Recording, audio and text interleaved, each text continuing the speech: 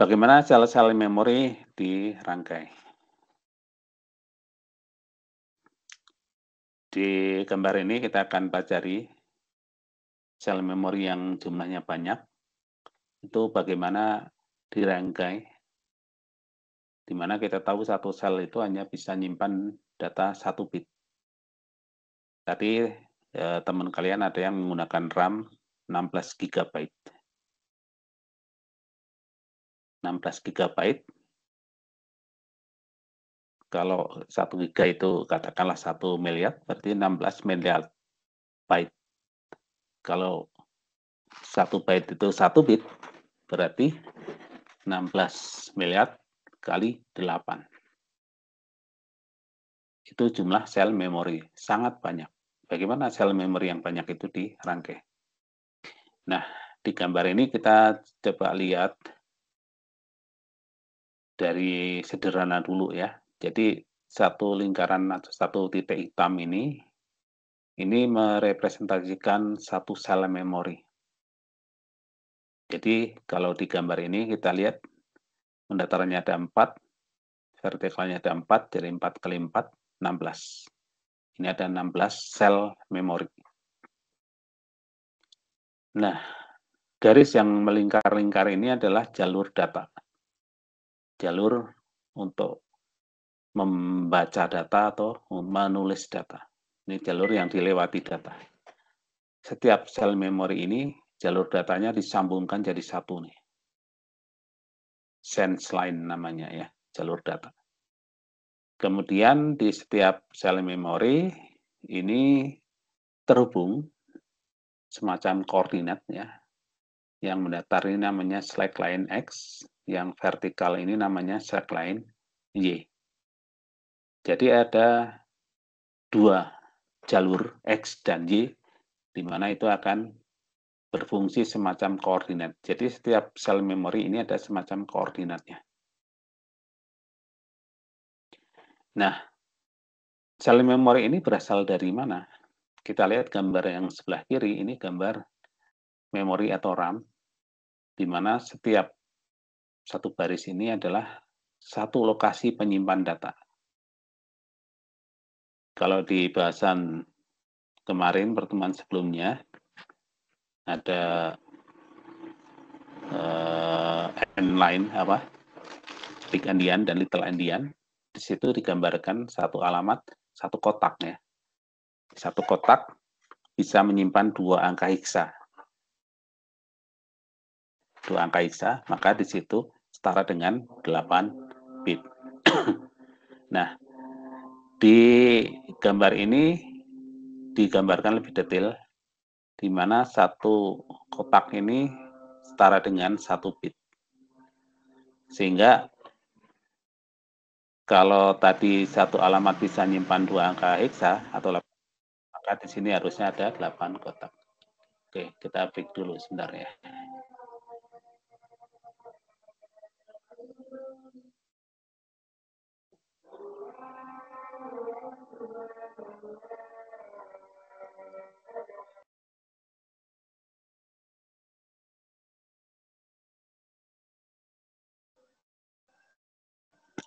Baik, kita lanjutkan.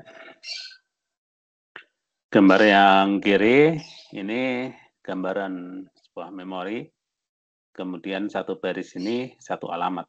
Nah, angka yang di sebelah kiri ini menunjukkan alamatnya.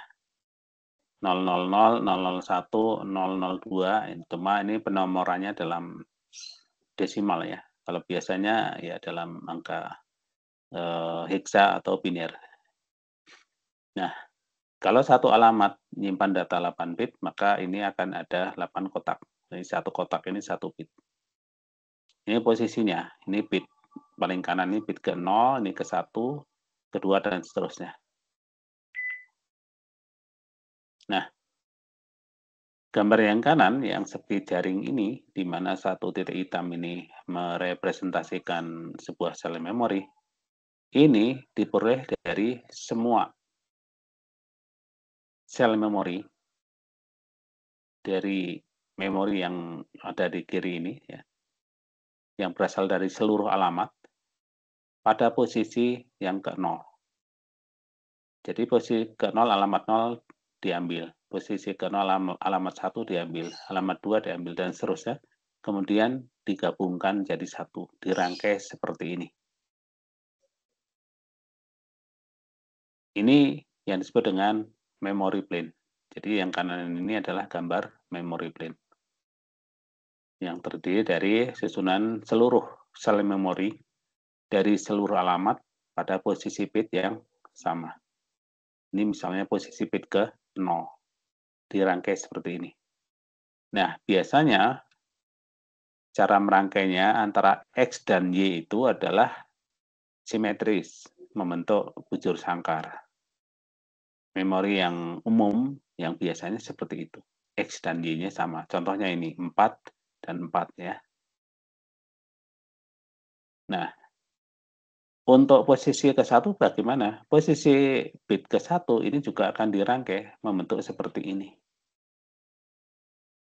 Kalau dalam satu alamat tadi ada 8 bit, maka berarti akan terdapat 8 buah memory plane yang masing-masing dirangkai dari setiap posisi bit dari memori itu. Oke, bisa ditangkap bagaimana sel memori dirangkai? Nah, bagaimana data dihasilkan? Data itu akan dihasilkan di jalur sense line ini.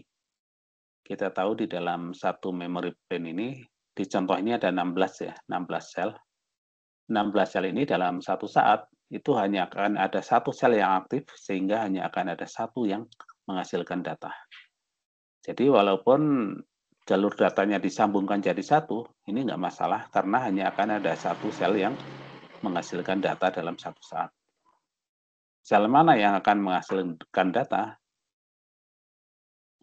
adalah sel yang koordinatnya dipilih, diaktifkan. Misalnya, kalau mau membaca data di sel yang ini, maka jalur X yang ini diaktifkan, jalur Y yang ini diaktifkan, maka ketemu di titik koordinatnya di sini. Maka sel ini yang akan bisa diakses. Sel lainnya tidak bisa, karena tidak diaktifkan. Ya. Bisa diikuti ya. Itulah kenapa tadi di gambar yang ini ya, ini ada ras dan cas. Ini adalah untuk menentukan baris yang keberapa, ini kolom yang keberapa. Jadi ini dari bit-bit alamat itu akan diurai, didekode, sehingga ketemu baris dan kolomnya. Kalau baris dan kolomnya udah diperoleh, maka sel yang diaktifkan atau yang dipilih tadi akan bisa ditulisi atau dibaca isinya. Kira-kira seperti itu mekanismenya ya. Silahkan jika ada yang mau ditanyakan.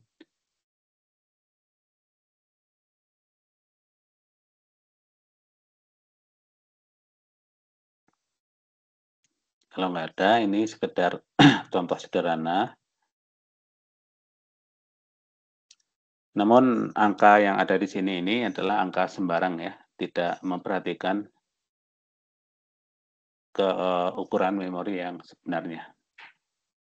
Misal ada memori memiliki 32 alamat.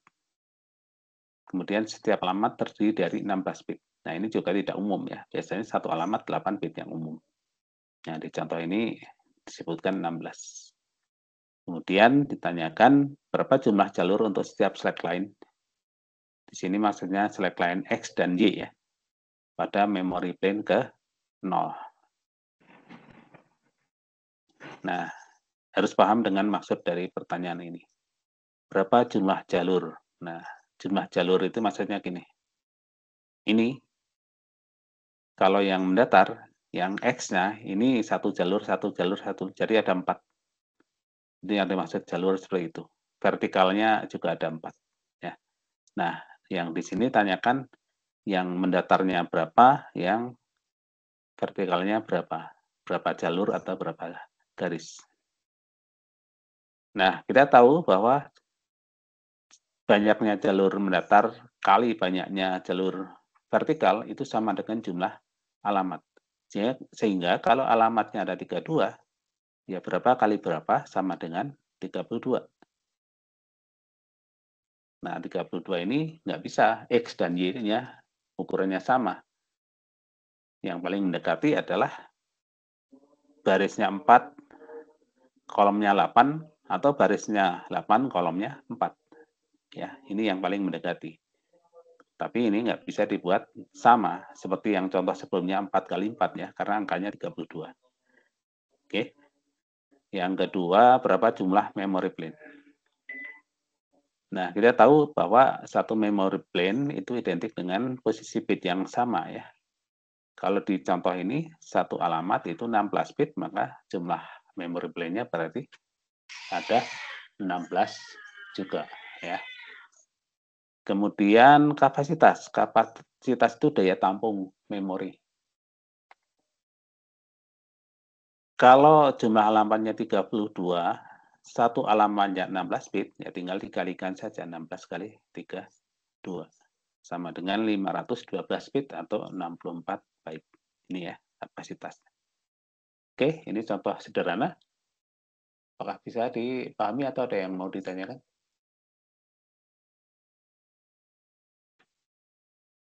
Kalau nggak ada, kita lanjutkan. Nah, sekarang tentang memory bank, bank memori. Apa yang disebut dengan bank memori? Nah, di gambar ini kita lihat seperti bangunan gedung bertingkat ya. Tingkat 1, tingkat 2, tingkat 4, tingkat 5, dan seterusnya. Nah, satu tingkat ini identik dengan satu memory plane. Kalau di gambar ini ada 0 sampai 7, ada 8 tingkat. Jadi akan ada 8 buah memory plane. Jadi bank memori itu tersusun dari sekian memory plane atau identik dengan sekian bit di dalam setiap alamat. Karena setiap posisi bit yang sama kan membentuk sebuah memory plane. Kalau satu alamat ada 8, maka akan ada 8 memory plane. Nah, 8 memory plane yang disusun seperti ini, itu disebut dengan bank memori. Nah, ini identik dengan satu chip ya, yang di gambar sebelumnya.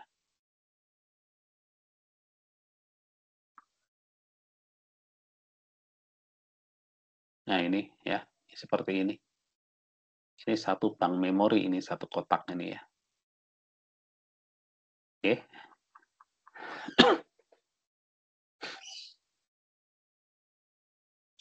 Kemudian ini contoh berikutnya. RAM kapasitasnya 128 MB. Dipasang di komputer dengan prosesor Intel, satu instruksi 32 bit. Setiap satu memory plane dikemas menjadi sebuah chip. Ditanyakan berapa jumlah chipnya. Nah, di sini perlu diketahui bahwa tidak disebutkan satu alamat itu berapa bit ya di memori ini. Setiap alamatnya bisa nyimpan berapa bit, tapi ada kata Intel. Nah, prosesor Intel ini biasanya memorinya akan bisa diisi data sebanyak 1 byte satu alamat atau 8 bit per alamat. Nah, dari situ sebenarnya infonya ya. Ditanyakan berapa jumlah chip. Nah, ini ada info satu memory plane dikemas dalam satu chip. Memory plane-nya ada berapa? Karena satu alamat 8 bit berarti ada 8 memory plane. Ya. Sehingga jawabannya adalah 8 chip ya. Yang kedua, alamat, jumlah alamat. Nah, kapasitas 128 MB. Satu alamat, 1 byte, ya tinggal dibagi aja. 128 MB alamat. Kemudian jumlah jalur. Nah, ini yang garis datar, garis vertikal ya. Ini ada berapa? Ini berangkatnya dari jumlah alamat. Kalau alamat totalnya diketahui 128 MB alamat, maka jumlah jalurnya, slack line X dan Y-nya adalah kita ubah dulu 128 MB ini ke 2 pangkat sekian. Jadi 128 itu 2 pangkat 7, 1 mega 2 pangkat 20. Jadi 2 pangkat 27. Berapa kali berapa sama dengan 2 pangkat 27. Nah, ini juga tidak bisa simetris X dan Y-nya ya. Maka yang mendekati adalah 2 pangkat 13 kali 2 pangkat 14 atau 2 pangkat 14 kali 2 pangkat 13. Oke, bisa dipahami?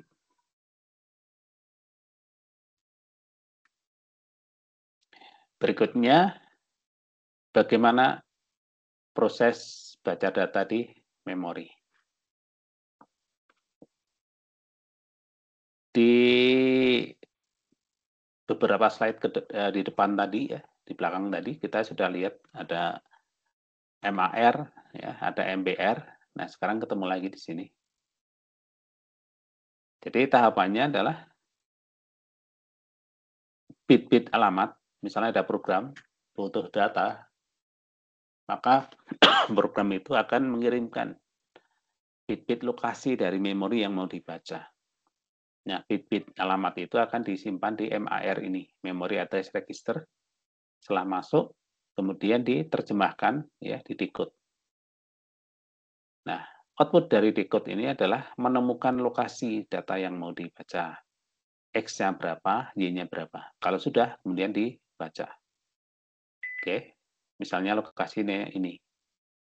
Setelah itu dibaca datanya disimpan di MBR, Memory Buffer Register, kemudian diberikan ke program yang butuh data tersebut.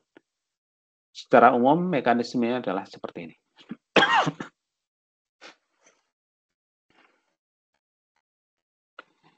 Nah, kita akan coba berdalam tahapan decode atau menerjemahkan alamat tadi. Jadi, bit-bit alamat, misalnya 32 bit, alamatnya, itu dikelompokkannya seperti apa?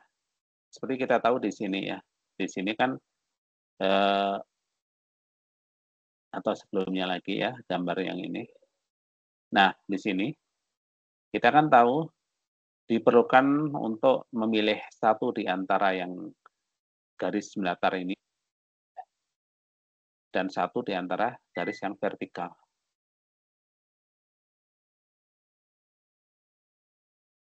Oke, jadi bit-bit alamat tadi pasti nanti ada yang berfungsi untuk memilih satu yang mendatar dan satu yang vertikal.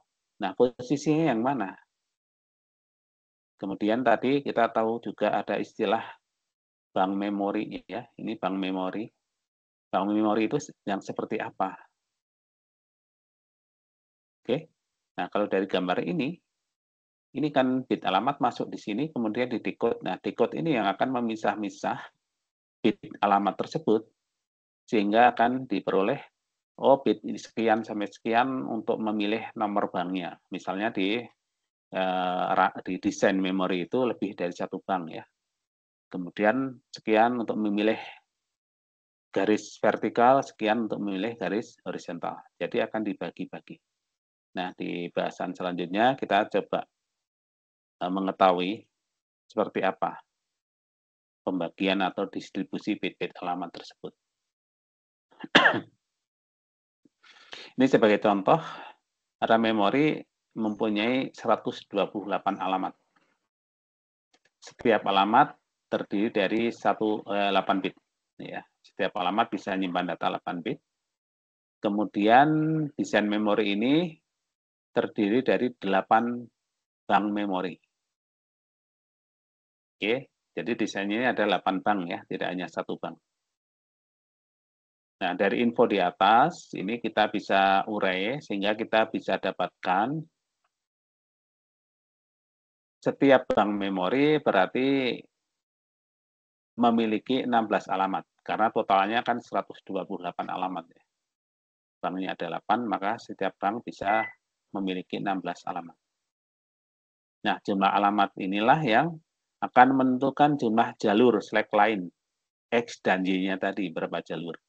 Kalau satu banknya ada 16, berarti jalur mendatarnya ada 4, jalur vertikalnya 4 ya. 4 kali 4, 16. Oke. Nah, kemudian lebar alamat itu maksudnya berapa jalur alamat total ya dari memori ini. Disebutkan jumlah alamatnya 128 alamat, maka lebar alamatnya kita bisa hitung 128 itu sama dengan 2 pangkat 7, pangkatnya inilah yang merupakan lebar alamat. Ini yang disimpan di MAR, ada 7 bit. Ya, bisa dipahami sampai sini ya. Nah, banknya tadi ada berapa? Ada 8. Misal kita beri nomor banknya ke 0, 1, 2, dan sampai ke 7 ya, karena startnya dari 0, ada 8 bank. Kemudian setiap bank tadi ada 16 alamat, misalnya kita tulis bank ke 0, alamat 0 sampai 15, bank ke 1 alamat 16 sampai 31, dan seterusnya bank ke 7 ini alamat 112 sampai 127. Jadi setiap bank ada 16 alamat. Kalau alamat ini kita ubah ke biner, ya, maka kita dapatkan seperti ini, karena tadi kita sudah tahu MAR-nya, lebar alamatnya 7 bit, maka menjadi 7 biner ya. Ini ada 15, ini 0, ini 16, ini 31, dan seterusnya. Nah, sekarang kita amati dari tabel ini. Ketika kita pindah dari satu baris ke baris di bawahnya, dari 0 ke 1 misalnya, kita amati dari 7 bit ini, yang berubah adalah 3 bit sebelah kiri ya. Ini yang warna merah nih. Ini dari 0 ke 1 yang berubah di sini. Ya, sampai yang terakhir ini ya, ini 111. Nah, 4 bit yang kanan ini tetap tidak berubah. Oke. Jadi kita bisa simpulkan bahwa 3 bit paling kiri ini ada kaitan dengan nomor bank. Itu kan ya. Jadi 3 bit yang kiri berarti digunakan sebagai bit untuk memilih nomor bank yang mana. Karena tadi banknya ada 8 kan, maka ada 3 bit yang digunakan. Oke, sampai di sini bisa dipahami atau ada yang mau ditanyakan?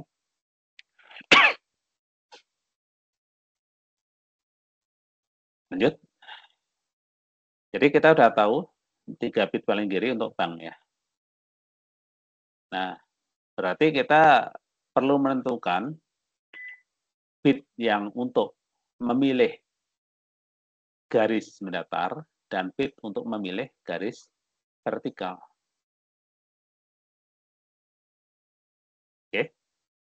Nah, coba kita lihat dulu ini gambar memory plane ya. Satu kotak ini satu memory plane. Ini adalah memory plane untuk posisi bit ke 0. Ya, posisi bit ke 0. Bank ke 0. Kemudian ini ada titik 3, ini artinya tidak digambar semuanya. Langsung ini ujungnya. Ini adalah untuk bit posisi bit ke-7. Masih di bank ke 0. Jadi semuanya ada berapa? 8 memory plane. Ya. Karena satu alamat tadi 8 bit. Ya. Ini untuk bank ke 0. Bank ke-1 ada juga seperti ini. Ya. Sama. Ada 8 buah. Sampai bank terakhir, bank ke-7. Ya. Ini juga ada 8. Jadi di contoh ini total memory plane-nya ada berapa banyak? Ayo, yang masih konsentrasi. Ada berapa total memory plane? Setiap bank tadi kan ada 8 ya. Jumlah banknya ada 8 juga. Jadi total memory plane-nya berapa di contoh ini?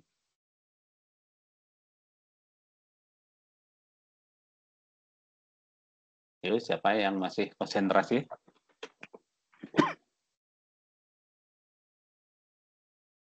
Belum out of memory kan ya? Oke, saya. Nah, kita tadi sudah berhasil menentukan 3 bit paling kiri ini untuk menunjuk nomor bank. Nah, sekarang masih ada 2 bagian yang perlu kita tentukan, yaitu bit untuk memilih baris dan bit untuk memilih kolom. Nah, dari gambar ini, misal kita akan coba telusuri atau kita berjalan dari ujung sini ya. Ini satu pertemuan garis ini satu sel memori ya. Dari ujung kiri kita akan bergerak ke kanan ini, terus ke sini, terus ke sini. Oke. Ini memori plan ke 0, ke 1, ke 2, ke 3. Oke. Nah, ini ya 0, 1, 2, 3. Alamat ke 0, ke 1, 2, 3. Angka desimal ini kalau kita ubah ke biner menjadi seperti ini. Biner 7 bit. Nah, sekarang perhatikan. Ternyata sisa 4 bit yang sebelumnya kita belum tahu, ternyata ada kaitannya dengan nomor alamat di sini. 2 bit yang kanan ini berubah ketika kita alamatnya berubah. Oke, jadi tadi kita berpindah dari kiri ini ke kanan, ke kanan, kanan. Oke, jadi yang berubah apa? Kolomnya kan ya. Kolom ini pindah ke sini, sini, sini. Kolomnya berubah, tapi barisnya tetap. Kita masih ada di baris yang paling atas ini kan ya. Nah, kita perhatikan lagi ke sini. Kita lihat bahwa yang berubah ini 2 bit paling kanan. Berarti ini ada kaitan dengan kolom. 2 bit yang kirinya tidak berubah. Jadi kita bisa duga 2 bit yang kiri ini kaitannya dengan baris, 2 bit yang kanan kaitannya dengan kolom. Itu ya. Yang kita maka kita coba telusuri lagi dari yang baris di bawahnya nih. Ini alamat 0, 1, 2, 3 ini berarti 4, 5, 6, 7. Ya, 4, 5, 6, 7. Barisnya sama, kolomnya yang pindah. 4, 5, 6, 7 ini binarnya. Nah, sekali lagi, ternyata yang berubah ini 2 bit kanan. Yang 2 bit kiri tetap nilainya 0, 1, atau tidak berubah. Jadi dari dua fakta ini kita bisa simpulkan bahwa kalau ada tadi 7 bit, maka 2 bit yang kanan ini berkaitan dengan kolom atau untuk memilih kolom, yang 2 bit kirinya itu untuk menentukan baris. Oke. Untuk lebih meyakinkan, ini kalau kita bergeraknya ke bawah, dari atas ke bawah.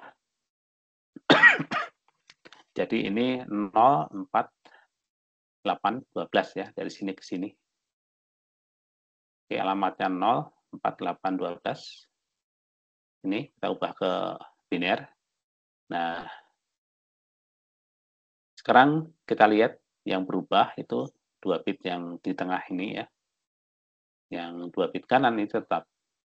Tadi kan kita bergeraknya dari atas ke bawah. Yang berubah adalah barisnya, kolomnya tetap. Oke, jadi dari fakta-fakta ini kita bisa simpulkan bahwa ternyata distribusinya adalah untuk contoh kita ini 3 bit paling kiri untuk memilih bank atau bank selektor, 2 bit sebelah kanannya untuk memilih X, 2 bit sebelah kanannya untuk memilih Y. Oke, jadi lebar alamat 7 bit tadi itu dikelompokkan menjadi 3 bagian. Itulah tugas dari decoder yang menerjemahkan bit alamat ini.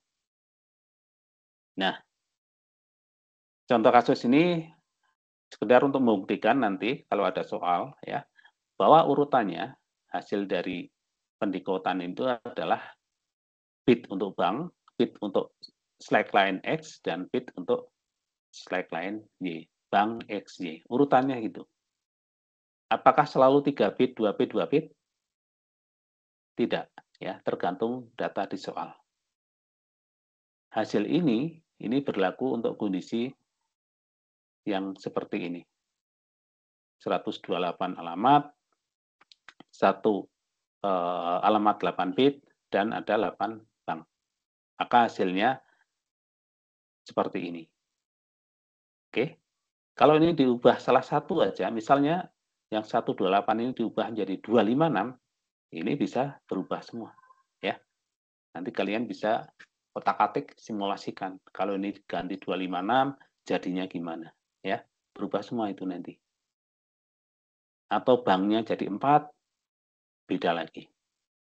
Oke, nah, jadi untuk latihan kalian bisa nyoba-nyoba ya, nanti distribusinya jadi gimana. Nah, nanti kalau di soal, tugasnya bukan bukan membuktikan ini lagi, urutan bank XY ini nggak perlu dibuktikan lagi, urutannya udah bank, terus X, terus Y, itu udah nggak usah dibuktikan. Cuma yang perlu dicari adalah berapa bit untuk banknya, berapa bit untuk X-nya, berapa bit untuk slackline Y-nya. Itu yang perlu dicari. Oke, sampai di sini apa yang mau ditanyakan?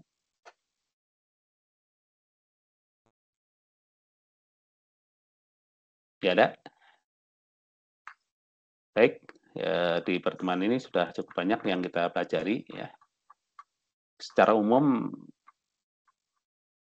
materinya berisi pengetahuan ya, bisa dibaca sendiri. Kemudian beberapa hal yang perlu kalian lebih pelajari lagi, misalnya tentang cara kerja ya, misalnya baca tulis magnetic core, kemudian eh, cara kerja sel memori ini ya, statis. Ini kan tadi cukup agak panjang ya. Kemudian tadi ada pembacaan tentang sedikit tentang timing diagram ya. Dan yang cukup banyak adalah yang bagian terakhir tadi ya. Ketika kita mendekode bit-bit alamat untuk bisa menemukan distribusi dari bit yang diberikan sehingga menemukan jumlah bit untuk bank, jumlah bit untuk slackline X, dan jumlah bit untuk slackline Y. Jadi di sini misalnya bit banknya ada 3, maka ini digunakan memilih satu di antara 8. Karena jumlah banknya ada 8 kan, jadi 2 pangkat 3. Nah, ada 8 bank. Sementara yang X-nya ini ada 2 bit, berarti ada 4 macam. 4 garis ini ya. Garisnya ada 4. Y-nya ini juga ada 4. Ini, sorry, 2 pangkat 2 ya. 2 pangkat 2, ini 2 pangkat 2. Nah, ini juga 4. Oke. Nah, gambarnya mirip gambar memory plane yang pertama tadi ya. Cuma ingat, ini adanya di satu bank. Oke, karena banknya ada 8, ya dan harus dipilih lagi ya. Tergantung bank yang berapa. Oh ya, satu lagi perlu diketahui bahwa ini, kalau kita baca data ya, misalnya di sini data di bank memori. Misal yang kita baca adalah di sel memori yang sini ya, yang ujung sini, memori plane paling bawah. Maka dalam sekali baca, ini untuk posisi bit yang sama ini di memory plane yang di atas ini juga terambil. Ini kan memory plane-nya berbeda kan. Jadi sekali baca, kalau ada 8 memory plane, maka ada 8 bit yang akan dihasilkan. Ya, satu alamat 8 bit kan, jadi akan diperoleh 8 bit yang berasal dari memory plane yang berbeda-beda. Oke, ini itu untuk cara baca per alamat. Sebelum diakhiri, apakah ada yang mau ditanyakan?